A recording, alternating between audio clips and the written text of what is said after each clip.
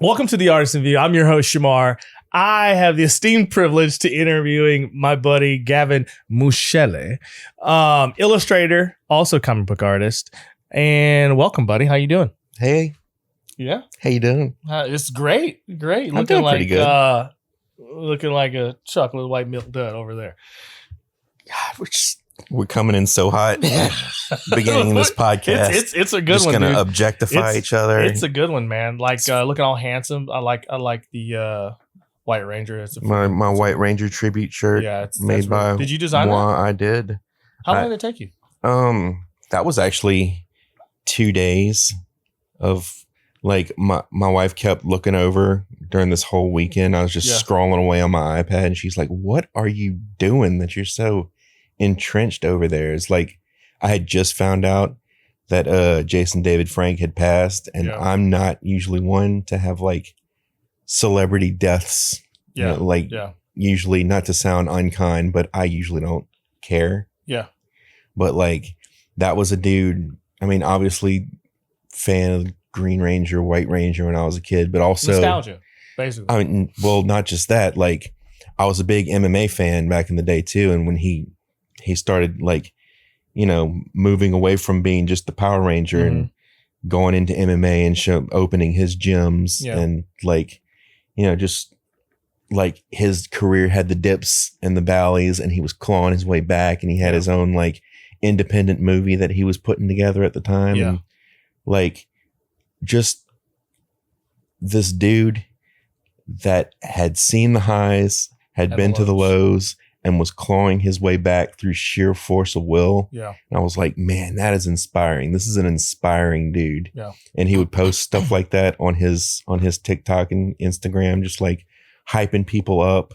Yeah. Like always had something nice to say about somebody else. So like when he got cut down like that, I mean, not, you know, when he passed like that, it was kind of just like a shock. Cause I'm expecting his movie to come out in a couple weeks, you know? Yeah. Like things are happening for this dude, and like really rooting for him. And then this happens. Yeah. Yeah. Because you know, growing up, you know, you see him, as a Green Ranger and as the White Ranger, and you're just, as a kid, you're like, I know what I'm being for Halloween. Right. Yeah. Or you're getting the, I'm going to be the fat Green Ranger. Yeah, go ahead, buddy. I mean, whatever floats your boat. You know what I'm saying? Right. Know, but like, it's just times where like, hey, Shamar, what Ranger you want to be? And I was like, the Green Ranger, because I'm not going to be the Black Ranger because of how the story's put. No, I mean, come on, shout out to Walter Jones though. Oh my God, that dude's no hate to awesome. the Black Ranger. No, not at all. I was like literally, but yeah, I did have the axe for the Black Ranger, and my parents were like, "Yes, it's freaking amazing." Of course, you did. And then I had all the Power Ranger stuff, like old school Power Ranger stuff, not the new age Power Ranger stuff. I'd still like my oldest kid when he was younger.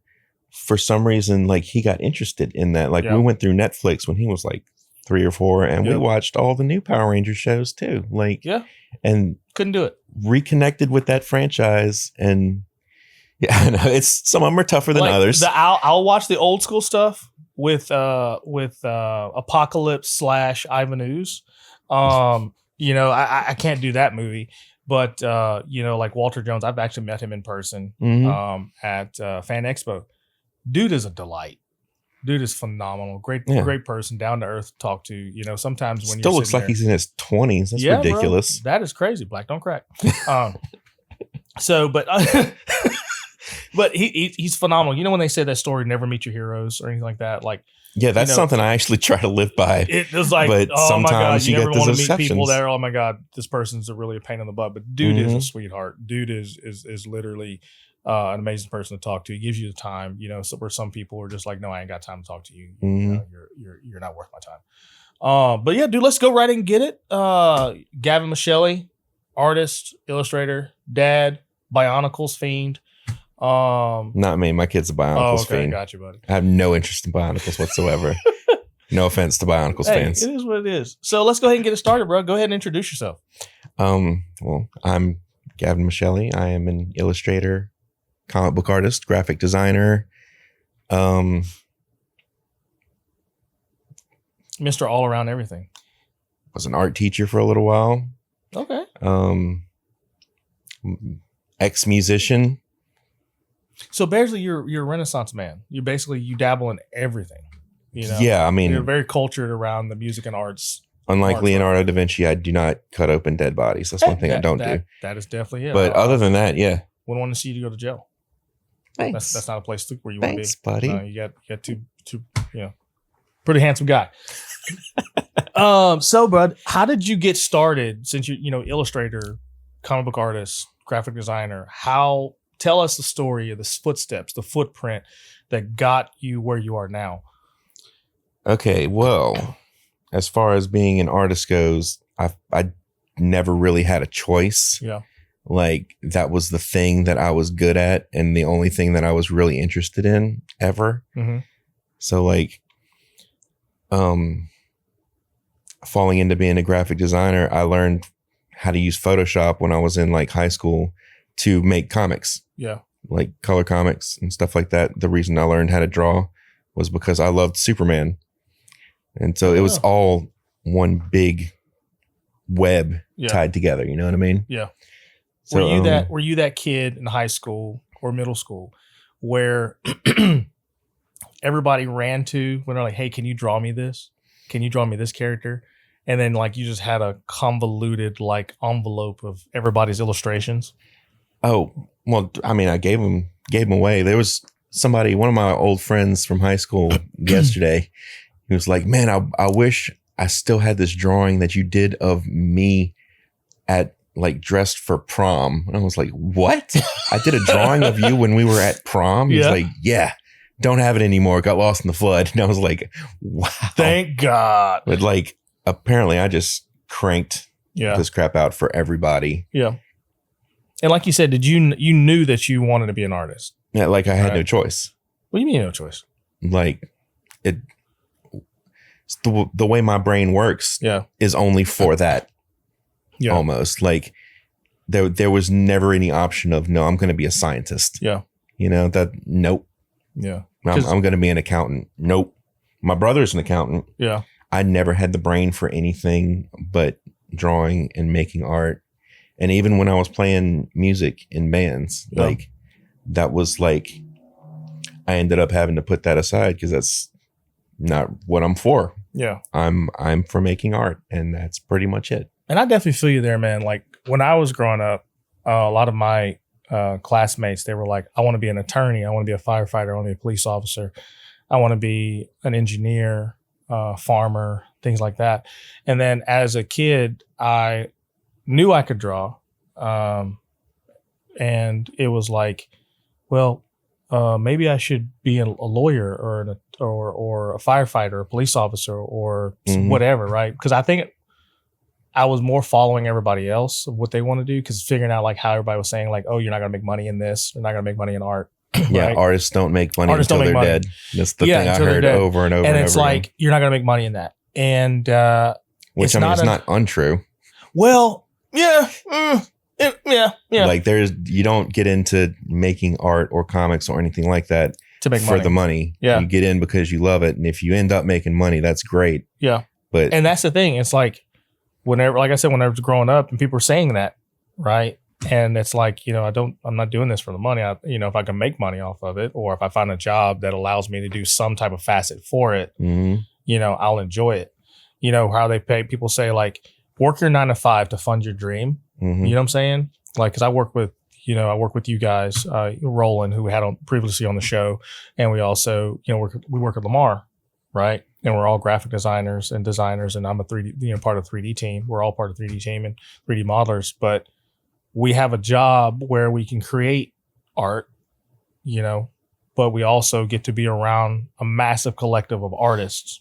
Right. And I don't know about you or anything like that, but I've been around many offices in law firms or chemical plants or around. And you're the only creative in those places. And it's like, in those places where it's like, okay, I can't be creative, because when, like I said, before in previous episodes, it's like when I went to McNeese and I graduated and I couldn't find a job because the recession hit when I graduated. And there were a lot of friends who went to other universities and they had like, yeah, I'm an engineer and I can't find a job. I'm like, holy crap. So I went to building scaffolds for 7 years until I went to the Dave School, right? And you find your passion, and it's like you reconnect with your passion, you know, to be an artist, rather than like, oh crap, I can make money in this. And it's different avenues you can go. Right. You just got to figure out how to spin it. Yeah. And that is the how big to find question. Your hustle. You do, because like, you know, when I went to the school, people were like, you don't have to be a visual effects artist.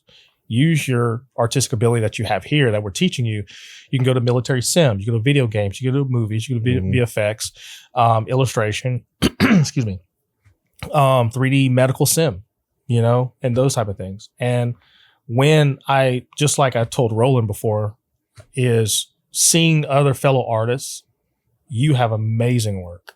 Like every time I walk past your desk and you have your iPad out and you're either working on He-Man or you're working on Skeletor, and I'm like, son of a gun, I gotta get back to drawing again, you know? And dude, like I said before, and I told Roland this, I commend you and I'm very happy to be your coworker. And it's amazing to see the type of content and the quality of design and artistry that you put out. Well, likewise, sir. You know? It's very kind of you to say. Hey man, you got to give people their you know, their kudos. Yeah. You got to, you know, give them their flowers, you know, all those type of things like you've heard. What is your favorite thing to do? Like illustration, comic book, freelance, you know, those type of things. I am creatively kind of a spaz. Like, I mean, I mentioned earlier being an ex-musician as well, just like whatever sparks my curiosity at the time. Yeah. But like right now I'm getting really into inking. And on the previous podcast, Roland talked about his inking journey. Yeah. And that's something that like, it never really appealed to me until it did. Yeah. And now I'm like fascinated with it. And like, I've gotten a couple of little inking gigs here and there and just like trying to explore that whole world. And Roland has helped you, like, because I know on the previous one we've talked about like gatekeeping and all that. And I know he's like, you know, that is for like people who are insecure. He's you know, he said that, and I definitely believe it. And he's helped you with the inking because of his processes and what he went through, which is a great thing, which is great advice that I always tell people. If you have the knowledge to pass on to other people, you know, it's free, you know, and to help, which is a great thing. Oh, well, when Roland was, when I first met Roland, we first started working together at Lamar. Yeah. He was working on a book called The Odyssey. And if you're familiar with inking deadlines, they're pretty tight. Like, you got to get the stuff out. So I would go over to his house in evenings after work and help him like ink the like the backgrounds and spot blacks is what they call it. Just fill in big black areas and just help him out. And he'd show me like, this is how you use a nice brush. It's like,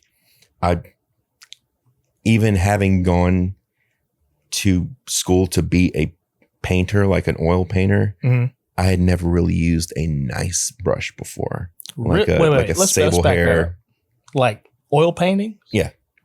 That's what I went to school for. I went to LSU for studio art with a concentration in drawing and painting. So I was like, you know, live models and landscapes and all that. I mean, I had some great teachers, learned a lot about color theory and drawing and working in different mediums. But like when you're, especially at the student level, they didn't really harp on materials quite as much. Like I learned more about using the right kind of charcoal from one teacher who was passionate about that. But it depends on who you have. And you know, like when I started kind of apprenticing with Roland, he was like, this is the Raphael sable hair brush. This is how you handle it. Yeah. This is the kind of like how it's supposed to feel. Here's how you clean it properly. Yeah. Like all that stuff. And that was like a whole new world for me. Yeah. And also, I mean, besides just learning how to ink, Roland started taking me to conventions. And like my first Comic-Con that I had ever gone to as a fan as anything was New York Comic-Con. Which I love. Because It's the best. You talk about starting at the top of the mountain, but like he just wanted somebody with him to, hang out while he was doing his work. And like, if he needed to get up to go pee or talk to an editor or something, he would watch my table, and I just went with him. Yeah. And that's by far, I think, about like learning between you two guys and watching y'all's work, right? I use this word a lot, astounded. For real, man. It's a pleasure to see you guys work. Like, I can just sit there and be a fly on the wall, because I have 3 illustrator buddies. One of my buddies is in Puerto Rico, you and Roland, and I can just literally sit there and watch you guys draw and illustrate and not say a word, and I can go get a burger and just sit down and watch you guys and not say anything, and still have like, that's freaking awesome. You know what I'm saying? I did that at New York Comic-Con. Favorite story. I don't know if I should say the artist name or not, but dude, like legendary artists. Yeah. They had the top of the top names at New York Comic-Con. And Roland's just like, I got it right now. Go walk around, have a good time, talk to some people, do some stuff. So I stop at this artist booth, and this is a dude that I have like worshipped since I was like 10. Yeah. And he's just sitting there doing his thing, like in the zone. And I'm just like gawking at him, watching. And he looks up at me and he's like, did you need something? And I'm like, and I just, you're like, I walked away, but not totally away, because like he went back to drawing, and then I kind of went back in. So you did the number one thing is like when you're looking at somebody, like say, where's the camera right now? It's like, oh, that one right there. And like, say if I'm looking and somebody spots you and you're like, and you did you do the look and turn? That's what you did? You did the look and turn and walk away? Honestly, I'm like half blacked out. Like it was that dramatic. Yeah. But also amazing. Yeah. Like I don't remember what it was. He was using alcohol markers, and he does this thing with gray alcohol markers where it's just a particular technique that he does. He uses them like backward. It's weird to explain to somebody. Like, yeah, I don't know. What is an alcohol marker? So like Copic markers, it's just an art marker that blends really easily. Okay. And like when I'm coloring something with these art markers, I work dark to light. Yeah. And that's pretty usual because you conserve marker ink that way. Okay. He does the exact opposite and does like the lightest shade, colors the whole thing. Then the next lightest, colors a little less. Yeah. Colors a little less with the next darkest. So like it's a huge waste of ink, honestly. Yeah. But it's really cool to watch.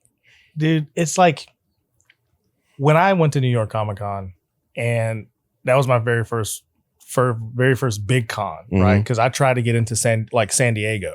San Diego is like literally an ant trying to carry a whole entire sugar factory, trying to get a ticket to get into San Diego Comic-Con. Yeah, yeah. You know, right? So when I got into New York Comic-Con as a professional, you know, on the 3D visual effects route, right? And when I walked in there, I guess, well, I'm not. Kudos to you, sir. Yeah, it's all right. You know, I don't like talking about myself. So let me put that back on you, Gavin. No, man, like New York Comic-Con, and what Roland and I talk about all the time, and you know, you're always included, is when fellow artists are around one another, it's a different type of feel, man. Mm-hmm. It's really a different type of feel. Because it's like you can nerd out without being judged. You can nerd out without being looked at. Like, you know, when you got cosplayers. Now there's some weird cosplayers out there. But, you know, they have a freedom to showcase their talent, what they've made, you know, and like my biggest joy is to go sit in Artist Alley because it's a whole bunch of creatives sitting there with their talent, with their pen and paper, sketching all day. And like the impact of having somebody who is a talented artist like yourself, and I can see like if whenever you do reach the pinnacle, I don't think you guys have reached that pinnacle yet, because not saying that you aren't good, you're fantastic. I think whenever you guys get to that height, you're going to have a kid that walks up to your table and starts gawking at you. I mean, I hope so. And then like I can tell you, you're talking about pinnacle. In just the last year, I feel like I've grown quite a bit. Yeah. It's like I'm studying pretty hard. Yeah. Like I'm getting back into it. Yeah. Ever since I started back at Lamar, that was like a year and a half ago. So worked at Lamar with Roland, left for a long time, came back, and now I work with Shamar and Roland, and that's where we are now. Yeah. So came back to Lamar from my old job, which I was an art teacher before that. So he's a man of many things. Spaz, like I said. But as when you find when you're a teacher, yeah, you don't really have that time to dedicate to honing your own craft. Mm-hmm. Like you're spending so much time, making sure you don't scar these kids for life. Yeah. Yeah. That like you're mentally and in your soul kind of like exhausted when you get home, mm-hmm. and you just like, I don't want to work on my art anymore. I just want to stare at a wall and disassociate. Yeah. So like ever since I've had this time and extra energy now to hone my craft more and to get back into doing the conventions and that mm-hmm. kind of thing, like, you never stop improving. Yeah. And especially when you put yourself around creative people, yep. you improve that much faster, like exponentially. And honestly, I definitely agree with that 100% because I've actually hit a creative wall before. And I think it happened to me a couple of weeks ago. Well, second creative wall, because like the first one happened when I lost a very good friend of mine a couple of years ago in a tragic event. And that's the reason why it's taken so long for this podcast to take off, because mm-hmm. like we always did a creative roundup, basically. Like we 3 people, my cousin, myself, and our best friend, Derek Thornton. We would always call each other, and we call like mental health Wednesdays or whatever. Or like, hey, how's your art? How's your designs? Hey, can you help me with this? I got this new project coming out. How's this tagline sound? How does the t-shirt graphic work? How's this work for a commercial? Those type of things. And you hit those roadblocks to where, like you said, where you put your art and everything to the side, and it's sometimes hard to pick back up and take off, pick it back up and run with it again. You know what I'm saying? Yeah. And that's the reason why, like having you guys, like Roland in the previous episode and having you here and working with y'all, it's literally like having a creative roundup again, mm-hmm. what I really enjoy.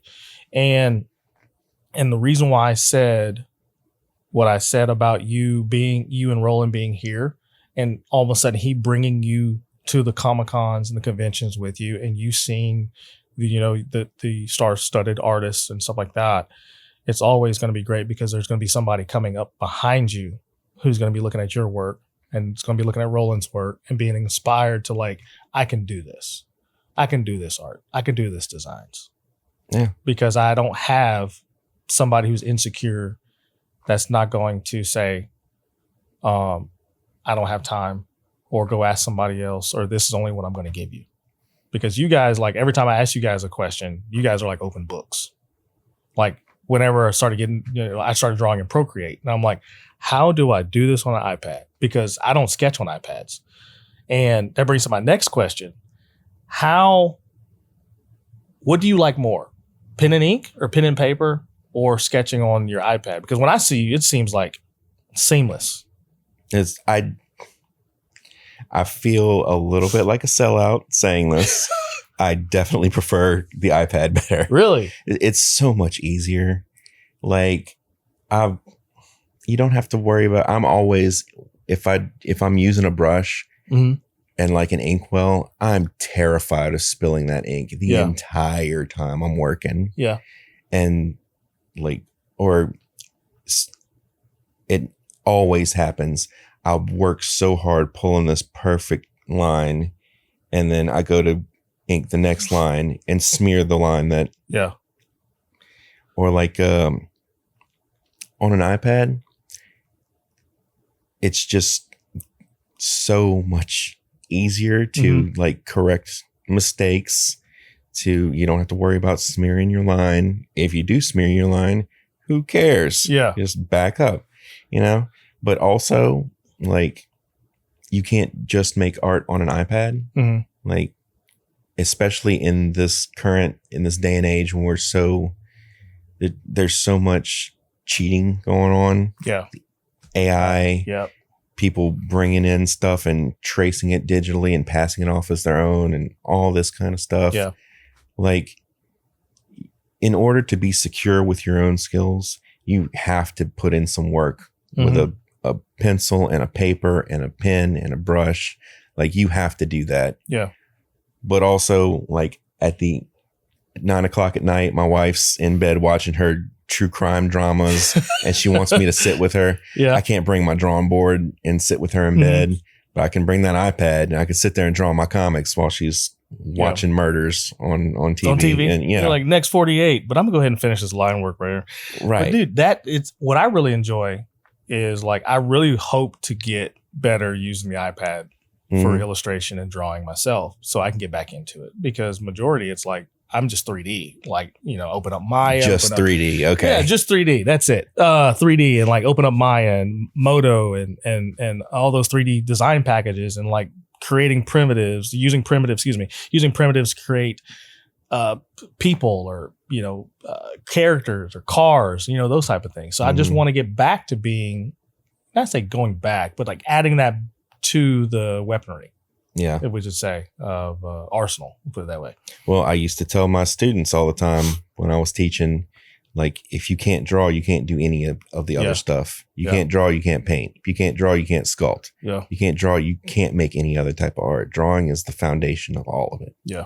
So, and the foundation of drawing is with a pencil and paper. Yeah. No way around it. I dig it. So where do you see, Gavin, where do you see yourself, your art in the next 3 to 4 years?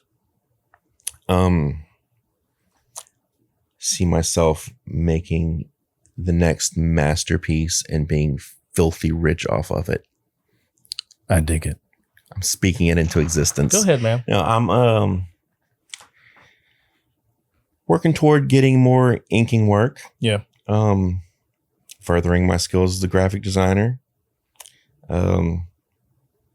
Doing the odd commissions on the side. Also, I've been working on a story of my own, kind of set in like an ancient Roman Batman kind of deal. Okay. That, I mean, really interesting in a society that does not have prisons per se. Gotcha. What does a vigilante like a Batman do with his criminals? Gotcha. Because Batman doesn't kill. Right. Right. Gotcha. Okay. I dig it. I like it. And so, I mean, there's working on that. Just a lot of irons in the fire. Yeah.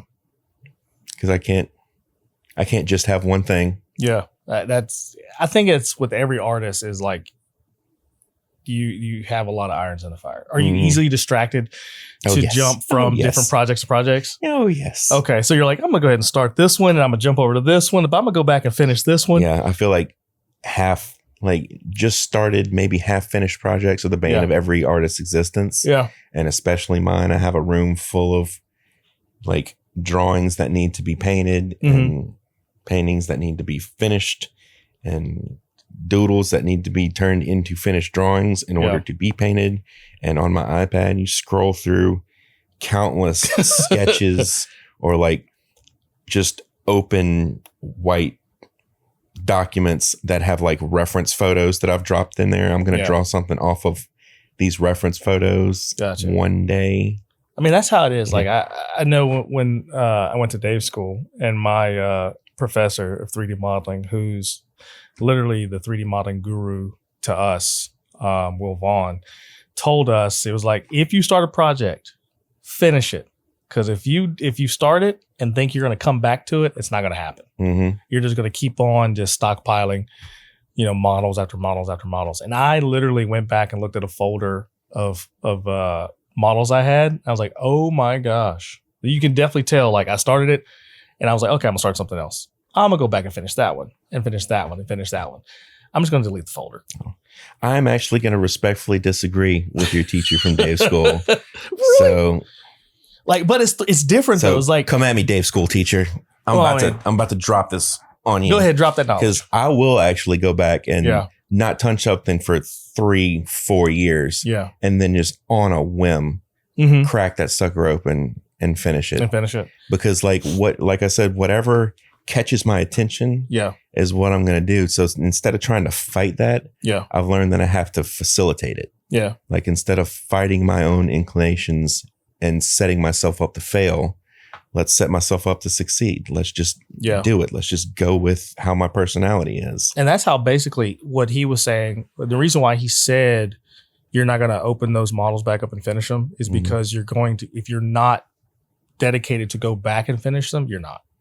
You have to have the dedication to go back and, okay, how can I make this better? How can I do this? How can I take this blob of clay and mold it into an actual face?